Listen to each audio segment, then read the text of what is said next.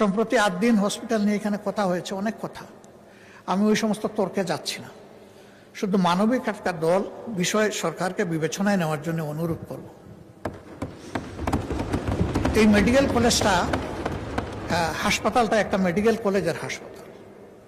এটার সাথে প্রায় 750 স্টুডেন্টের, মেডিকেল স্টুডেন্টের সম্পর্ক এবং প্রায় সমপরিমাণ নার্সের সম্পর্ক।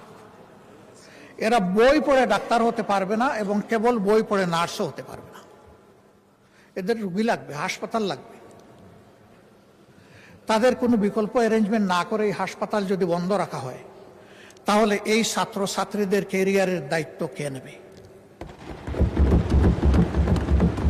অনুরূপভাবে বিদেশ থেকে পরবর্তীতে এই সমস্ত শিক্ষা প্রতিষ্ঠানে আর কোনো ছাত্রছাত্রী ভর্তি হওয়ার কোনো আগ্রহ রাখবে না, বলবে মাঝপথে আমরা ব্ল্যাক আউট হয়ে যাব।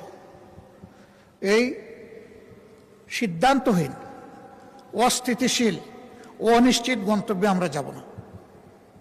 তাতে কি দেশের লাভ হবে? এখানে যারা কর্মকর্তা কর্মচারী আছে, যারা মালিক পক্ষ আছেন, সংগঠিত গঠনের জন্য আমরা সকলেই খুবই অনুতপ্ত, আমরা শোকাহত।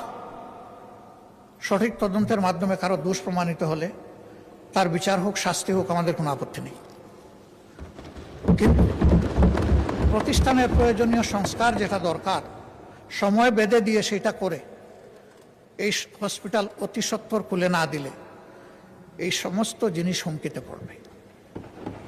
এটা ঠিক, হয়তোবা তাদের কোনো দুর্বলতার কারণে এই ঘটনা ঘটেছে, কিন্তু এটাও ঠিক যে এখান থেকে লক্ষ লক্ষ মানুষ সেবা পেয়েছে এবং তারা এমন কিছু সেবার রেভিনিউ এখানে দিতে পেরেছে। আমিও একটা প্রাইভেট প্রতিষ্ঠানের সাথে জড়িত, আমি বলছি আমিও এটা দিতে পারিনি, এর ধারে কাছেও আমি দিতে পারিনি। তাদের ভালোকেও অ্যাপ্রিসিয়েশন দেওয়া হোক, আর তাদের কোনো অপরাধ থাকলে সেটাকেও বিবেচনায় নেওয়া হোক, কিন্তু আমাদের পদক্ষেপটা হোক মানবিক এবং যৌক্তিক। আমি বিশেষ করে মেডিকেল স্টুডেন্ট এবং নার্সদের তাদের একাডেমিক ক্যারিয়ার এবং জীবন বাঁচানোর জন্য আমি সরকারকে এ বিষয়টা গুরুত্ব দিয়ে বিবেচনা করার জন্য অনুরোধ